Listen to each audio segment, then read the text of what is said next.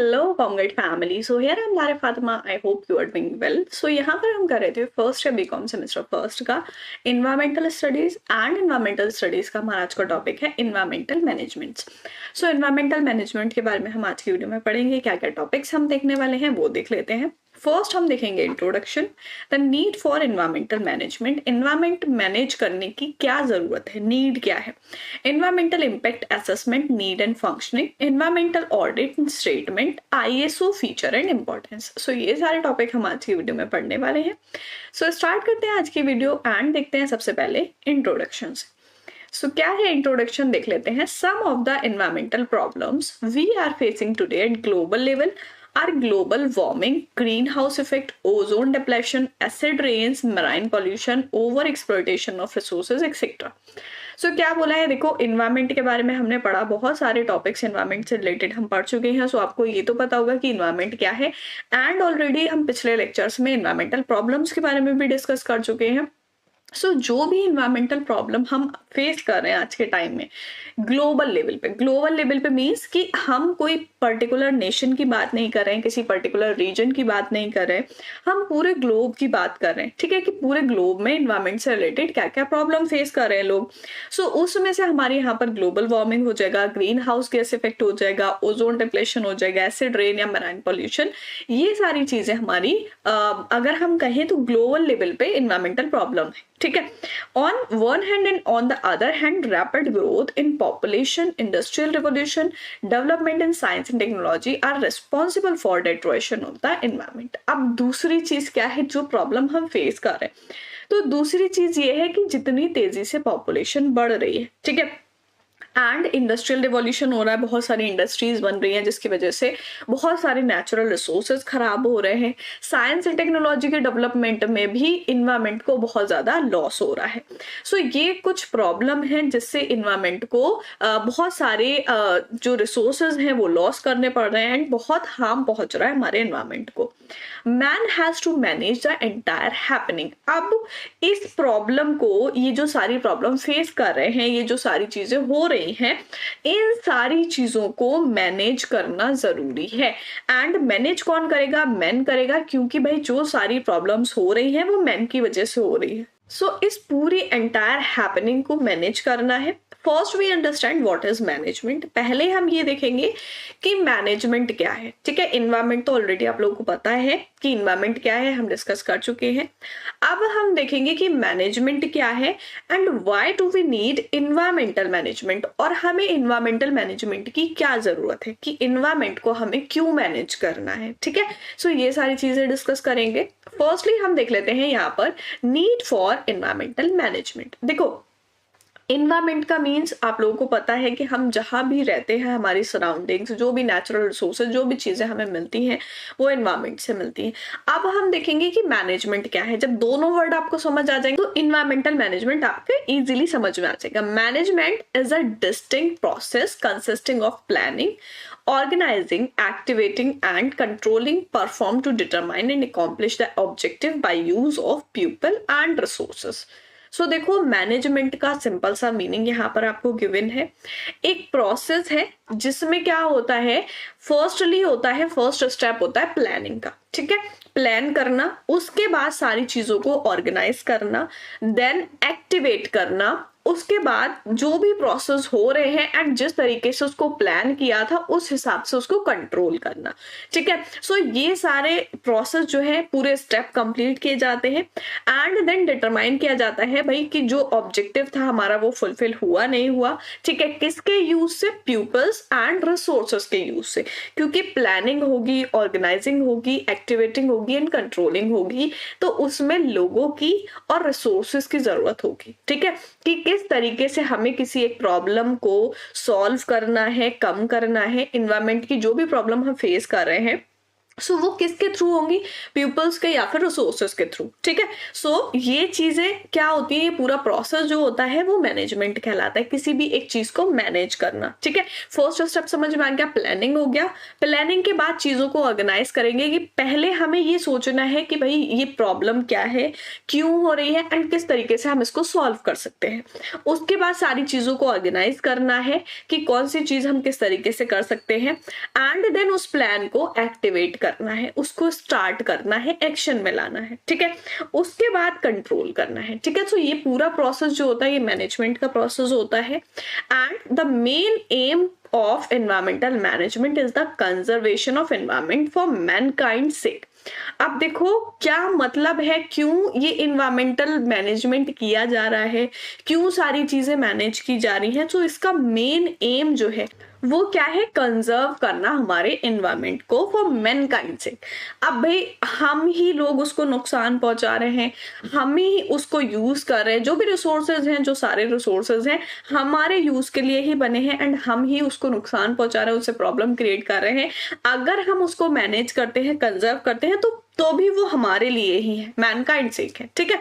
So it is made up of appropriate approaches and strategies adopted by individuals, communities, nation and international bodies to protect and preserve the environment. So क्या होता है environmental management?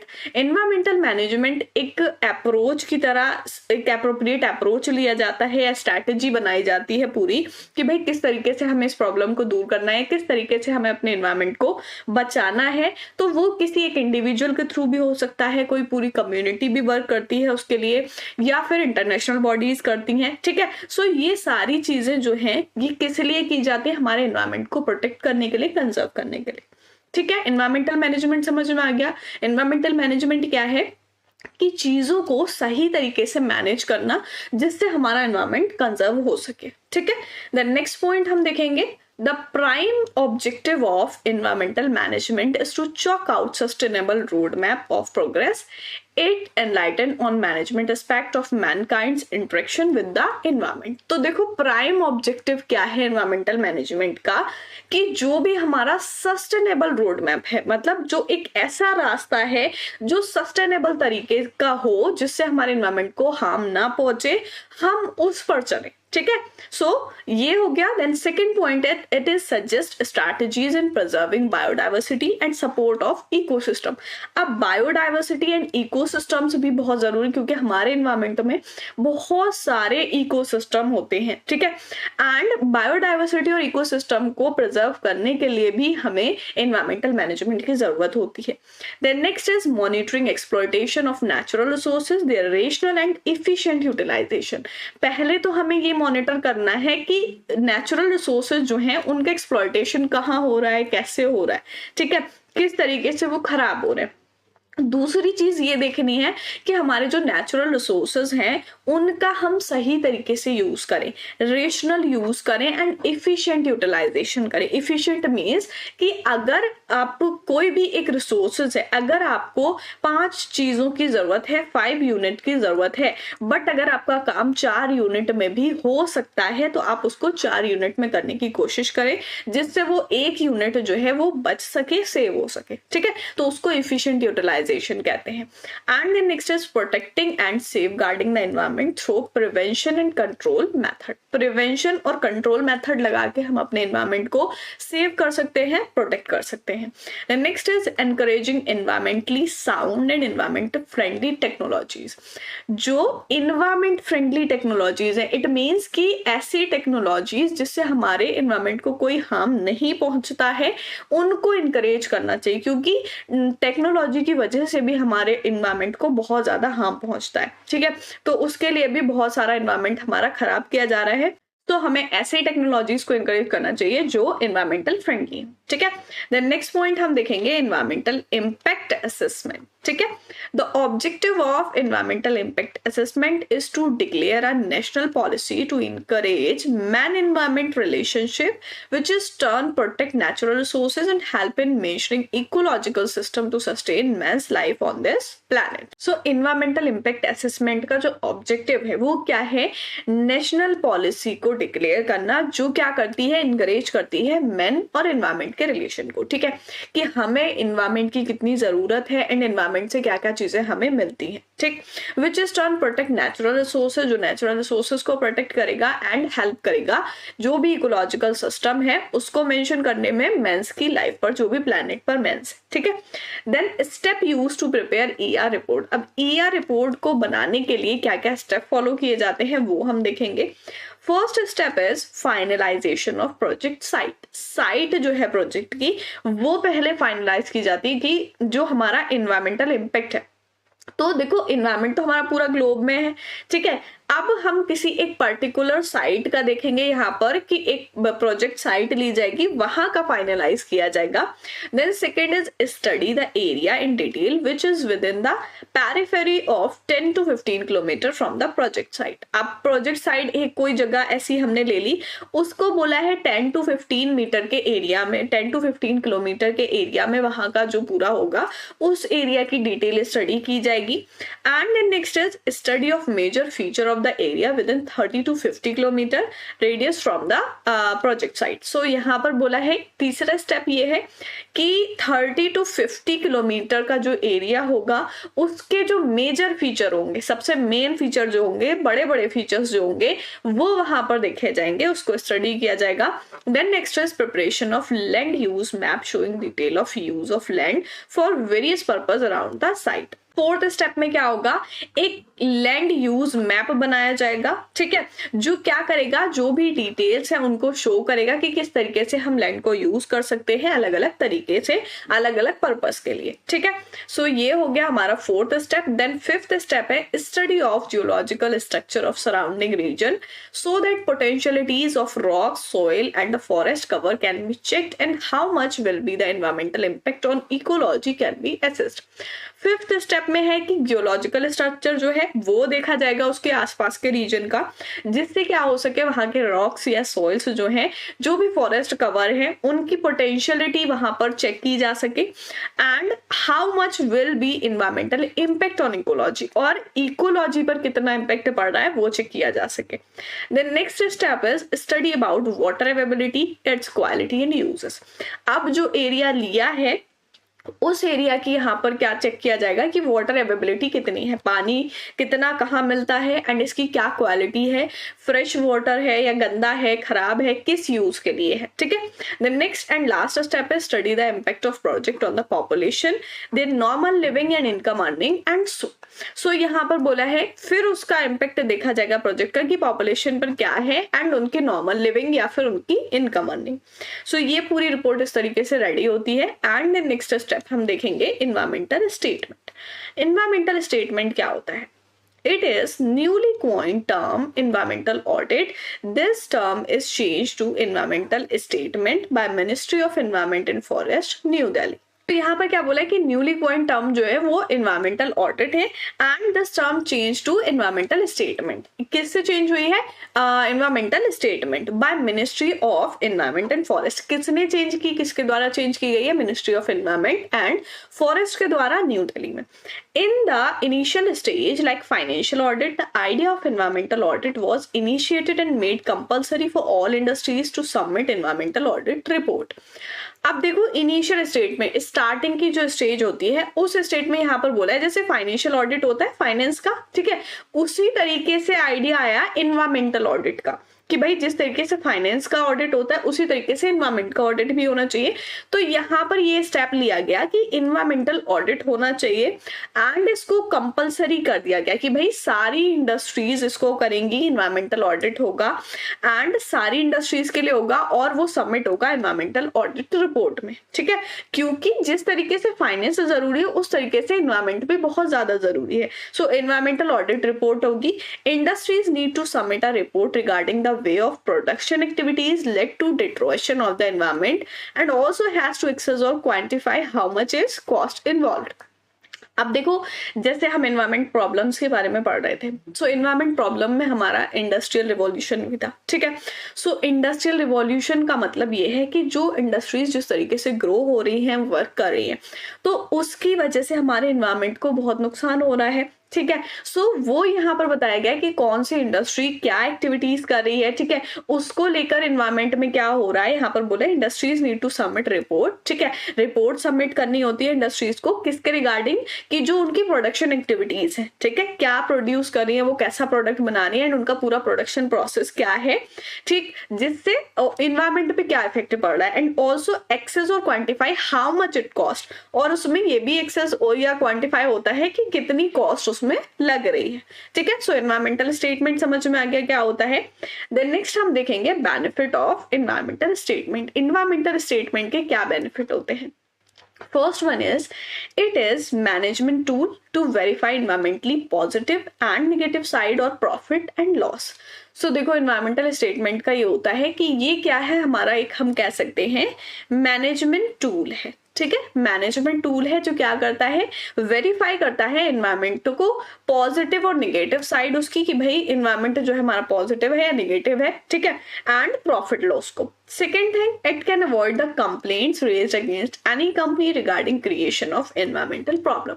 अब इससे क्या होगा, environmental statement से क्या होगा, भाई हर इंडस्ट्री जब अपना कर रही है तो सबका पता है कि इन्वायरमेंटल वहां पर रिपोर्ट देनी है, ठीक है, इन्वायरमेंटल ऑडिट हो रहा है, तो यहाँ पर इससे क्या होगा, जो कंप्लेंट रेज्ड होती थी किसी भी कंपनी के अगेंस्ट कि भाई ये जो है ये इन्वायरमेंटल प्रॉब्लम्स क्रिएट कर रहे हैं, ये वेस्टेज फैला रहे हैं या बहुत टॉक्सिक गैसेस रिलीज कर रहे हैं, सो इससे बच सकते हैं, ठीक है, ये जो कंप्लेंट है ये अवॉइड हो सकती है। It can help to adopt more eco friendly and cost effective technologies.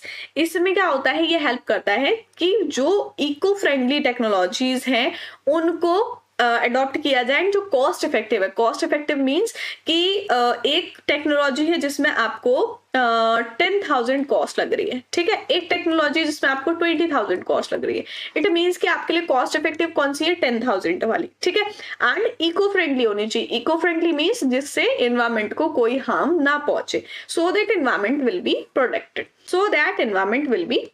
जिससे एनवायरमेंट जो है वो प्रोटेक्टेड रहे, उसको कोई भी हार्म नहीं पहुंचे, ठीक। सो एनवायरमेंटल स्टेटमेंट समझ में आ गया। नेक्स्ट पॉइंट हम देखेंगे ISO, इंटरनेशनल स्टैंडर्ड ऑर्गेनाइजेशन। क्या होता है ISO? ISO is derived from a Greek word and ISOS meaning equal. It is international organization for standardization founded on 23 Feb 1947. So ISO क्या बोला, इंटरनेशनल स्टैंडर्ड ऑर्गेनाइजेशन है, इसका मतलब क्या है, इक्वल, ठीक है, ये क्या है, एक इंटरनेशनल ऑर्गेनाइजेशन है स्टैंडर्डाइजेशन के लिए, एंड ये कब फाउंड हुई थी, कब बनी थी, 23 Feb 1947 को, ठीक है। सो ISO form equal standard for all industrial and commercial firms world wide. देखो नाम से समझ में आ रहा है, ISO का मतलब यहाँ पर क्या बोला है, ISOS, इट मीन्स की इक्वल, ठीक है। सो जो ऑर्गेनाइजेशन है वो क्या करती है, वो ISO मतलब क्या बोला है कि इक्वल स्टैंडर्ड सारी इंडस्ट्रीज के लिए बनाती है, ठीक है। इंटरनेशनल ऑर्गेनाइजेशन है, किस लिए बनी हुई है, स्टैंडर्डाइजेशन के लिए बनी हुई है, तो सारे ही जो इंडस्ट्रीज हैं, जो फर्म्स हैं, उनके लिए इक्वल स्टैंडर्ड बनाती है, ठीक है। And important feature of ISO देखेंगे, क्या इंपॉर्टेंट फीचर है। First one is its headquarter is in Geneva Switzerland. इसका हेडक्वार्टर कहां पर है, जेनेवा स्विट्जरलैंड में। And it is non governmental organisation worldwide. Non governmental है, इट मीन्स कि कोई भी गवर्नमेंट इसमें इंटरफेयर नहीं करती है, ठीक है, ये नॉन गवर्नमेंट है। And it sets standard which become law at national level.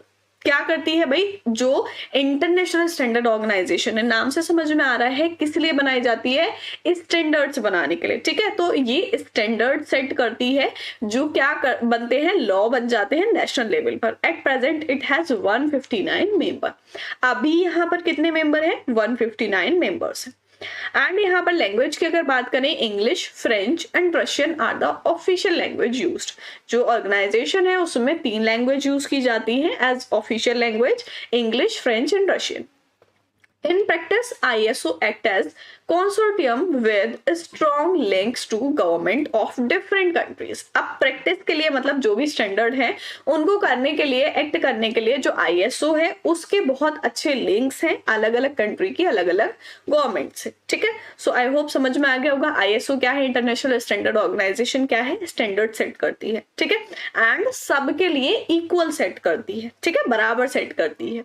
सो ये था हमारा आज का लेक्चर। आई होप सारी चीजें अच्छे से समझ में आ गई होंगी। इसमें हमने देखा एनवायरमेंटल मैनेजमेंट के बारे में, क्या होता है एनवायरमेंटल मैनेजमेंट, पहले इंट्रोडक्शन, एंड देन क्या जरूरत है एनवायरमेंटल मैनेजमेंट की, need for environment management, and उसके बाद हमने देखा एनवायरमेंटल इम्पैक्ट असेसमेंट क्या होता है एंड इसकी क्या प्रोसेस होता है, एनवायरमेंटल असेसमेंट। उसके बाद हमने देखा क्या बेनिफिट होते हैं एनवायरमेंटल असेसमेंट के, and then ISO international standard organisation.